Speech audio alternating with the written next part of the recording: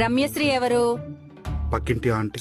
ఆవిడ నంబర్ మీ మొబైల్లో ఎందుకుంది? బట్టలు ఆడడానికి వెళ్ళినప్పుడు పరిచయం అయింది. నంబర్ ఎందుకు తీసుకున్నావు? వడేలా ఆరబెట్టడానికి వచ్చినప్పుడు కాల్ చేస్తానంది. కాకులు రాకుండా చూడమని చెప్పింది.